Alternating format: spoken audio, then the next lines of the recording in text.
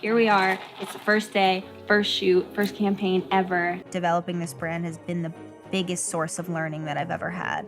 Things are gonna go wrong, there's gonna be mishaps, and all we can really do is do better.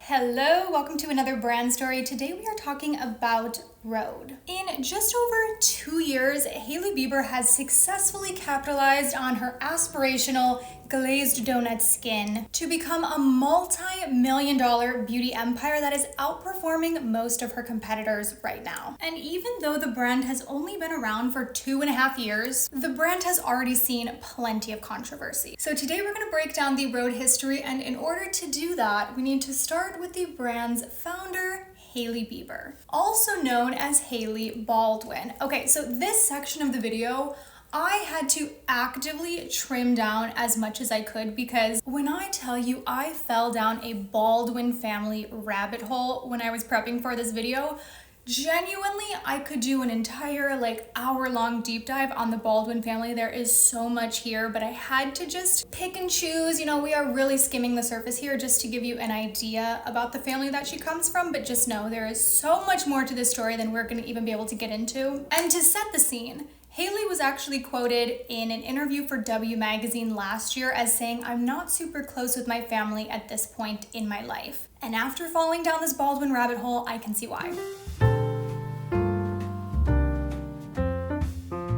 So in 1996, Hailey Rhode Baldwin, yes, Rhode is her middle name, it was also her mother's middle name, Hailey Rhode Baldwin was born into the Baldwin family. Now, you're probably at least somewhat familiar with the Baldwin brothers, but in case you're not, they are a Hollywood family that is debatably more well known for their controversies and their scandals than they are for their actual work. Now, in total, there are 6 Baldwin siblings. There are actually 2 sisters that have lived their life mostly out of the spotlight, but you're probably most familiar with the 4 Baldwin brothers. The oldest brother being Alec, and then we have Daniel Baldwin, Billy Baldwin, and the youngest Baldwin sibling is Hailey's father, Stephen Baldwin. Now, between the 4 siblings, they've had a pretty successful acting career, starring in movies and television like Gossip Girl, SNL, Beetlejuice, The Flintstones. They've been in a lot of films. Again, skimming the surface here. But like I said, they're probably more well known for their scandals than their work.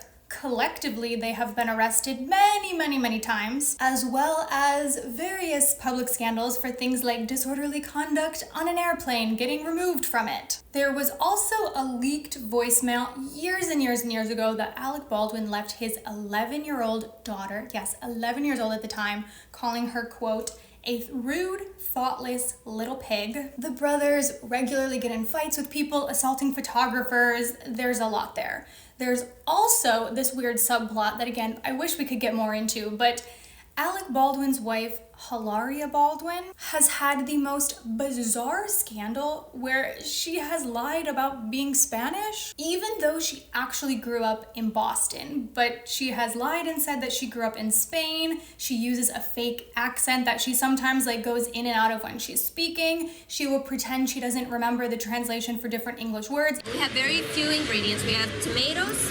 We have, how do you say anything? Cucumbers. Her real name is not even Hilaria. Her birth name is Hillary, but she deceived the public for years that she's from Spain. It's bizarre. But if you want to hear more about them, specifically Alec and Hilaria, they do have a show coming out on TLC later this month. Personally, I will not be watching it. But Hailey's dad, the youngest Baldwin, Stephen Baldwin, has also had his fair share of scandals and just weird things surrounding him. A few, again, we're just picking and choosing here, but he has actually started his own for-profit church to, quote, "facilitate the gifts and calling of Stephen Baldwin." He has previously filed for Chapter 11 bankruptcy. He's been convicted of tax evasion, but perhaps the most interesting little random fact about Hailey's father, Stephen Baldwin, is that he has a Hannah Montana tattoo. Because apparently Miley told him that, they kind of made this pact that if he got a Hannah Montana tattoo, she would give him a little cameo on the show. So he went out and got HM tattooed onto his body, with the hopes of being on the Hannah Montana show. And unfortunately for him, he was actually never on the show, and he now says that he regrets getting that tattoo. And again, this could genuinely be a whole video if we wanted to just get into a deep dive on the Baldwin family, but just to give a little bit more context, I even want to share a story that happened pretty recently with Hailey's older sister. Last year, in 2024, Alea Baldwin was arrested for throwing a used tampon from her body onto a stranger, smacking her in the face with her dirty tampon. Hailey's sister was in Savannah, Georgia. She was at a bar with a few friends. They were drunk and they went into the employee bathroom. She had to change her tampon, and apparently one of the girls puked in the bathroom sink. They were kind of causing a ruckus. The bartender was like, "You guys gotta get out of here." Apparently, Hailey's sister said, "I can't, I'm changing my tampon." The bartender was like, "You have to go." And she pulled it out from inside of her and smacked her in the face with it. And then as she was leaving the bar, she allegedly assaulted multiple security guards at the bar and apparently even pulled a chunk of hair off of one of their heads. So needless to say, the Baldwin family is interesting. She was born to Stephen Baldwin and Kenya Baldwin. Her mother, Kenya, is Brazilian and a graphic designer, and the two met at age 19 on a New York City bus and married quite young. They later had 2 children, Hailey, of course, being the youngest. And I thought that was an interesting piece of information here. I'm always really fascinated by birth order and the effect that it has on our personalities. And I wanted to point out that Hailey is the youngest of a youngest. So her father was the youngest Baldwin and she is the youngest of their kids. I wasn't able to find anything about her mother's siblings. I don't know where she falls in the birth lineup, but I wanted to point that out. I will use the pocket blush today, even though you know I don't really like this actually, but this is the shade Freckle. But Hailey was actually born in Arizona, though she did grow up just outside of New York. And she describes her childhood as being very normal despite coming from a famous family. She has said that she had a very laid-back suburban life. Growing up, she actually wanted to be a ballerina, and she told Vogue Australia in a 2019 interview, "When I was about to turn 17, I was in Miami doing the summer program at the Miami City Ballet, and I had to decide if I was going to stay there and train for the rest of high school, or if I was going to go back to New York and try to make it as a model instead." And as you might know, ultimately she decided to go the modeling route, and at age 17, she signed with an agency, moved to New York, and was surrounded by, quote, "a lot of grown people doing very grown things." She also goes on to say, "I started traveling the world, making my own money. I got my own apartment and had to learn how to live on my own and pay bills. That pushed me into adulthood kind of quickly when most of my friends were just leaving for college." She later on started dating Justin Bieber a bit on and off before the two ultimately got married in 2018. And they recently welcomed their first child, Jack Blues Bieber, just last year. So that's your brief story on who Hailey is, the family she comes from. So Hailey says she really got the idea for the brand during the COVID lockdowns when she had a little bit more time to invest in starting this brand. She's talked about always having an interest in skincare specifically. She says that this was instilled in her by her mother and her grandmother. Now enter Michael D. Ratner, who is the founder and CEO of OBB Media, a multimedia production company. They've previously worked on content for her husband, Justin. That's kind of how Hailey had this relationship already. They produced Our World and Seasons. Just for some context, Seasons, the docuseries here on YouTube, actually broke the world record for YouTube originals as the most viewed premiere ever, tallying over 32.65 million views in the first week alone. He's also worked with Kevin Hart, Charli XCX, Demi Lovato, and most recently, the Sabrina Carpenter Netflix special that aired or came out a few months ago. That was through this media company. Now, prior to starting OBB Media, which now I want to note has so many different arms that they work on, he was previously an attorney. So that is Michael D. Ratner's background. So as we established, the Biebers already had a relationship with him because they worked together on some of Justin's projects. So when Hailey got the idea for Rhode, she immediately reached out to Michael. She says she reached out to him in early 2020. Now, Hailey and Michael have both discussed in interviews their decision to intentionally avoid a brand incubator. which was what I would have assumed Rhode was created through. Because when you look at most new beauty brands, especially celebrity and influencer beauty brands, they are all coming out of these incubators that are basically your one-stop shop. They have everything available to you. They make the process very easy. So many celebrity influencer brands come from them. Kylie Cosmetics, Patrick Ta, like everything's coming from an incubator these days. But Hailey specifically talked about wanting the freedom to not be with an incubator and to have a little bit more control over her brand. Even though in a few interviews that I watched, she alluded to the fact that it sounds like she was reached out to by a few different beauty brand incubators about starting her own brand with them, but she ultimately chose not to. Michael D. Ratner, who they also call Ratty, if I say Ratty, that's what I'm talking about, but Ratty said in a 2022 Instagram post right after Rhode launched, "HB, you picked the longer and harder path to create something special. We've been partners hustling for this moment every single day quietly since that call in early 2020. We were determined to figure it all out, and I finally get to say, you did it." So before Rhode Beauty came out, Ratty worked with Hailey to create her YouTube series called In My Bathroom, which is a show she posts here on this platform where she is in her bathroom. And she has different celebrity guests come on, they hang out, they might eat food, they might take shots. It's a pretty casual, fun little show. So why do I bring up the In the Bathroom show? What does that have to do with the Rhode story here? Well, it felt very intentional because it, again, is coming from Michael, who helped with Rhode. His media company produced and made her In the Bathroom show.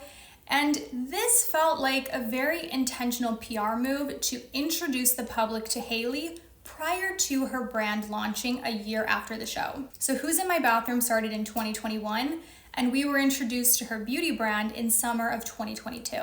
And as we know, they began creating Rhode in 2020. So again, that would suggest that there's something kind of intentional about her online web series and proactively preparing her public image before the brand launched. Because prior to this, Hailey was mostly known and viewed as an extension to other famous figures. You know, we know her as a Nepo baby in the Baldwin family. People know her as Justin Bieber's wife, but a lot of people didn't know who Hailey was prior to this. And the web series served as an opportunity to introduce Hailey, the real Hailey, to the public, and almost kind of sell us on Hailey Bieber, the person. You know, Michael Ratner talked specifically about their choice to put the show on YouTube because it was very accessible to people. YouTube is free. Anyone can watch it. You can watch it at any time. But beyond that, because it's not airing on a network somewhere, they have a lot more control over that piece of media and over the edit and how Hailey can be presented, which isn't what he said, but that is part of my perception as to why they chose to go YouTube. You know, because they have the benefit of the edit, they can present Hailey as incredibly likable. And that's not to say that she's not likable, to be clear. But at the time, the public perception of her was a little bit polarizing, especially considering the ongoing drama with Selena Gomez, Justin Bieber's ex. Selena fans felt very passionately about their relationship and were upset with Hailey specifically because they believed that she stole Justin from Selena. A lot of people viewed her unfavorably at the time because of that Selena Gomez drama. So this show being on her YouTube channel felt like a very strategic PR move to position Hailey to the public as this very likable figure. Michael and Hailey have talked in interviews about wanting to find the intersection between content and commerce through making Rhode authentic to Hailey. And strategically next came the Rhode brand in 2022. Now, according to the brand and all of their press interviews, Rhode was actually mostly funded by Hailey herself, though they did also receive outside funding from One Luxury Group, which is an investment firm that also, interestingly enough, has previously invested in Pat McGrath. But after digging a little bit deeper, I found that that's not quite true. They have had some other investment partners, including Angel Capital Management, who is also invested in Allbirds and FabFitFun, as well as Acer Management, who has a lot of sports investments as well as restaurants. Specifically, if you're here in New York, you might recognize La Pecora Bianca. But where this gets a little bit messy is the involvement with Scooter Braun. You're probably familiar with that name, but if you're not, he's probably most well known for formerly being the manager of so many top artists, including Ariana Grande, Demi Lovato, and of course, Justin Bieber. But you might also know Scooter Braun as the man that screwed over Taylor Swift. In 2019, Ithaca Holdings, his company, acquired Big Machine Records, which included Taylor's first 6 studio records, which ultimately led to her having to re-record the albums. There's a lot more to the Scooter Braun story, but you might know that eventually his music clients dropped him one by one, and in 2024 he officially retired from music management. But he hasn't fully left the industry because he is currently the CEO of HYBE America. Now, you might know HYBE as the South Korean entertainment company, one of their most notable groups being BTS. But what does all of this have to do with Rhode? Well, Scooter Braun's Ithaca Holdings, which is now part of HYBE, lists Rhode, and interestingly enough REM, as part of their investment portfolio. Now, while we don't know the actual numbers in terms of financial involvement, it would appear that the suggestion from Hailey's team that Rhode is pretty much fully self-funded is not correct. They actually seem to have followed the same VC funding route that most new beauty brands are going. But moving on. At the time that Rhode launched, Hailey was, and still to this day is, very well known for having fabulous skin.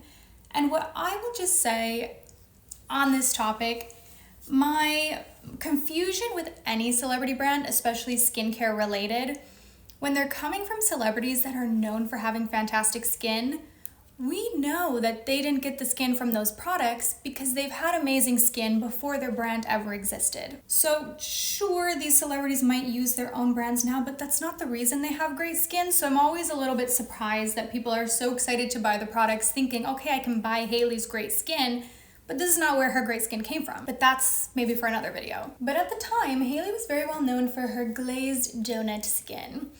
And you can tell that her PR team did a great job preparing for the Rhode launch, because I was finding a ton of articles that came out shortly before the brand came out all about how aspirational Hailey's skin was, you know?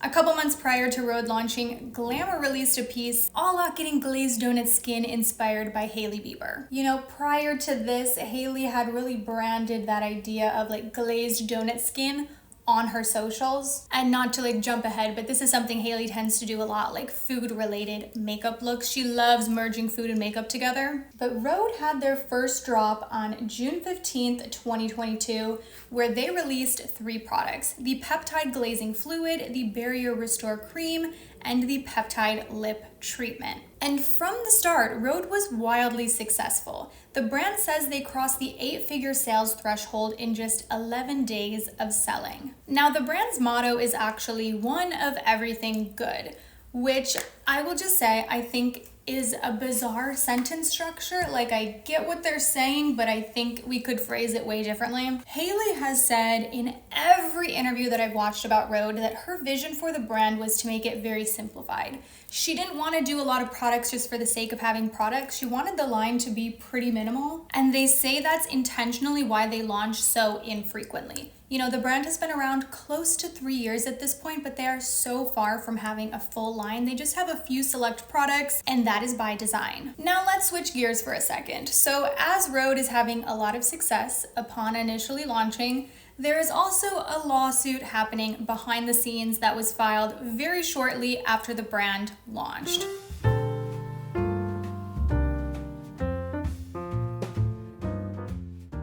Now, you may or may not be familiar with the clothing brand of the same name, Rhode. This clothing brand was launched in 2014 by 2 college roommates after discovering that they had a similar taste in fashion. The brand is best known for their bold, maximalist prints. They've even expanded outside of fashion, doing collaborations with West Elm and others. And apparently, prior to starting her beauty brand, Hailey actually reached out to Rhode, the fashion brand, to buy the trademark for the name. The fashion brand declined, and Hailey moved forward with that name anyways. Then pretty much immediately after Hailey's skincare brand launched, Rhode Fashion filed for trademark infringement in a New York federal court. This is going to get confusing here because they're both Rhode, so I'm gonna say Rhode Fashion or Rhode Beauty, okay? Now, Rhode Fashion alleged that Hailey Bieber's use of the name Rhode for beauty products was causing consumer confusion and infringing on its trademark rights. Specifically, that Rhode Fashion argued it had amassed trademark rights and registrations for its name to use on apparel and accessories and had plans to expand into other product categories. And the founders of Rhode Fashion said in a joint statement, while a global brand, we are still a young and global company, and we cannot overcome a celebrity with Hailey's following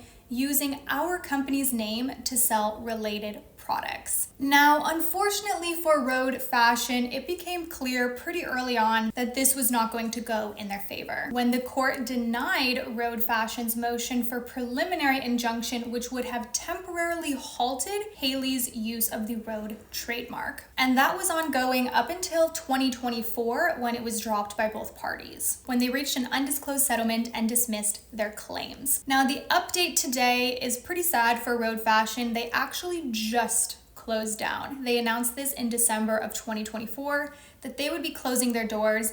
They didn't specifically note Rhode Beauty in their reasoning for closing down, but it could be implied that this has had negative impacts on their company. And while we're talking about the clothing aspect in this story, it looks as though Hailey might be bringing us clothing as well. I spoke about this in my 2025 predictions video. In that video, I look up trademarks from different beauty brands, and Hailey's beauty brand actually filed a trademark for R back in 2023 and then again in September 2024 for clothing, footwear, headgear. That's what the description says. I could certainly see this being a thing, considering that her husband already has a clothing kind of like merch type of brand called Drew House, working on a shoe line as well. And if Hailey did come out with clothing, it could be separate from Rhode, but I also wouldn't be surprised if it was associated with Rhode. And I think it would actually make a lot of sense and feel very aligned with her brand, because when I think of Hailey and I think of Rhode, I describe it as the brand selling a vibe and not necessarily a product.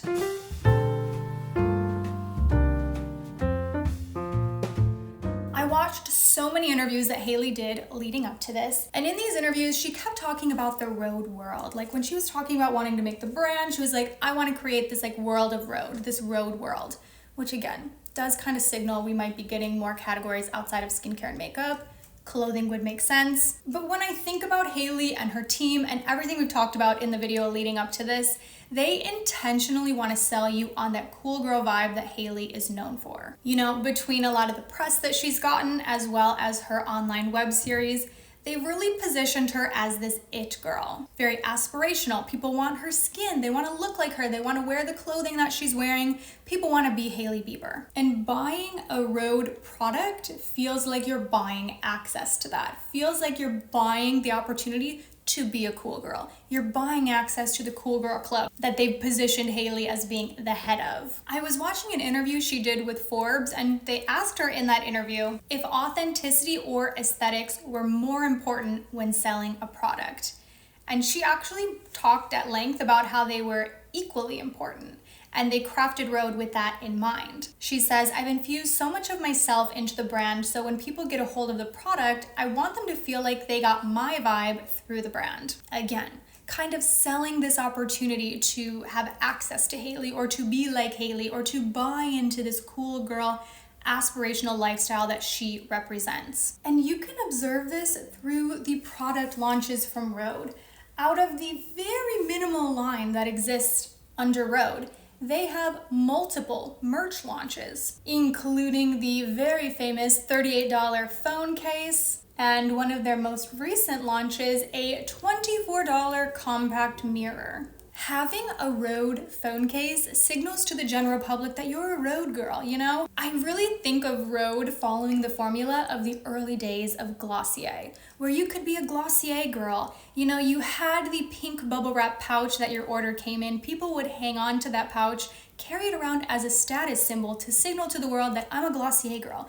I wear Glossier, and therefore that makes me cool. That makes me an it girl. Rhode is selling that same fantasy, and the phone case serves as that symbol that, yes, I'm a Rhode girl. I use Rhode products, because not only does the phone case have their logo on it, yes, your phone, the device that is on you 24/7, but it also has a pocket just for their lip balm. Again, selling this fantasy, selling the idea that you can have the same phone case as Hailey and wear the same lip balm as Hailey. And I really feel like Hailey has been able to tap into and capitalize on this parasocial relationship in a way that not a lot of other celebrity beauty brands have. You know, take Kylie Cosmetics, for example. While it started out strong, it's been publicly struggling for a while now. But that makes sense to me because Kylie Cosmetics has never felt genuine to the person of Kylie Jenner outside of those initial launches of the lip kits.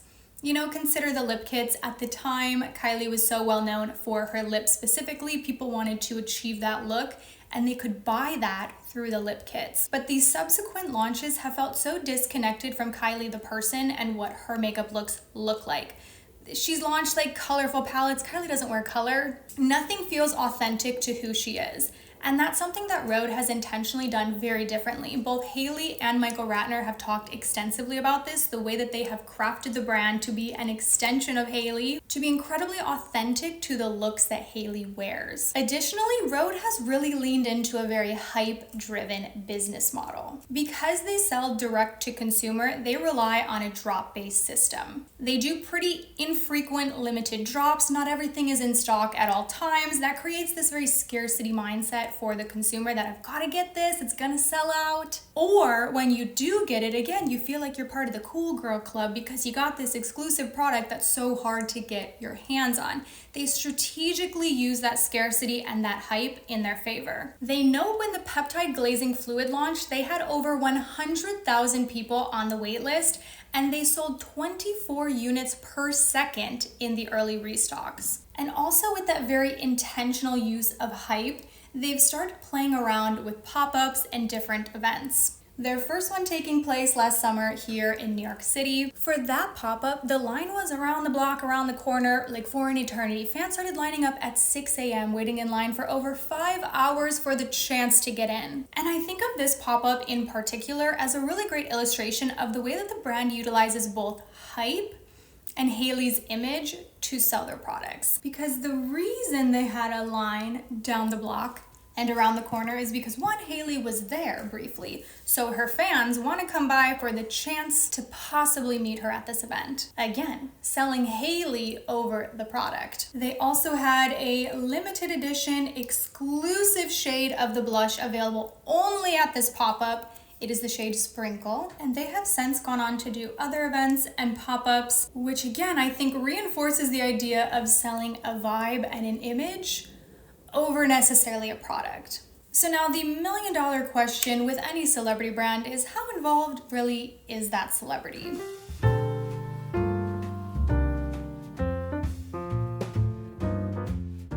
Which is of course challenging to say with most celebrity brands. We really don't know outside of what we can speculate. But I do think the fact that Rhode did not come from a beauty incubator suggests that Hailey has more involvement than perhaps some other celebrity beauty brands. Now, how much that is hard to say. Her official title at Rhode is Creative Director. But what I will say is that a quote from Melanie Bender, who was the CEO at the time of this quote, she said that we are speaking to her, being Hailey, more than once a day to build our formulas and priorities around what she identifies as a need in the market. And in my opinion, the phrasing of we speak to her more than once a day would signal a minor involvement, but who knows. Now, like I said, Melanie Bender was the CEO previously, but she is no longer with the brand, but prior to her time at Rhode, she was quite involved in the industry, working for other brands like Versed, Merit, Clinique. But Rhode has somewhat recently seen a change in leadership when Melanie left in 2023. Rhode later promoted Lauren Ratner to President and Chief Brand Officer.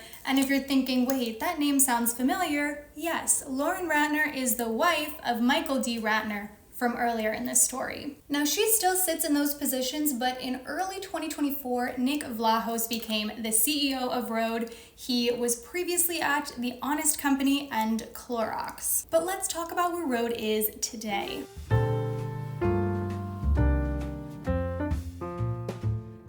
The brand has been wildly successful. In 2023, they expanded internationally. Their more recent launches have included the Pocket Blushes, their brand new lip liners that just came out, the Peptide Lip Shape. And according to Yipit data, the 2.5-year-old brand made about $90 million in revenue from their website in the final 2 months of 2024, which was actually close to what the brand was projecting for their entire year. However, they have had their fair share of criticisms, especially for the grainy, chunky lip balms.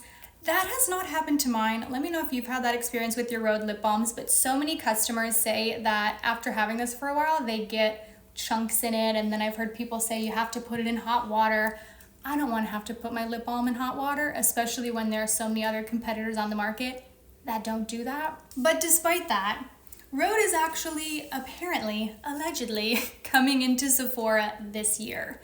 Now that has not been confirmed at the time that I'm filming this video. It's just a rumor, but it's pretty widely circulating that apparently we will be seeing the brand at Sephora, which I will say I would kind of like. Speaking of, I'm going to put on the Refy lip liner. I want to pick up the Rhode ones, but I'm like, I don't want to place an order just for the one. And so I'm kind of holding out, thinking, will they come into Sephora later this year? Now, another Rhode product, a little bit of the Peptide Lip Treatment in the shade Salty Tan. Now, considering the success that other celebrity beauty brands like Rare Beauty and Fenty Beauty have had that have skyrocketed their celebrity founders to billionaire status, do you think Rhode could be going down that same road? Pun intended. You know, they're still a pretty young brand, but they seem to have cracked the code in a way that not all celebrity brands have been able to. I've also done brand stories for Charlotte Tilbury and e.l.f. so far in this series. I will leave them linked down below. I really hope you enjoyed the Rhode beauty story, and I will go ahead and see you in my next one. Bye.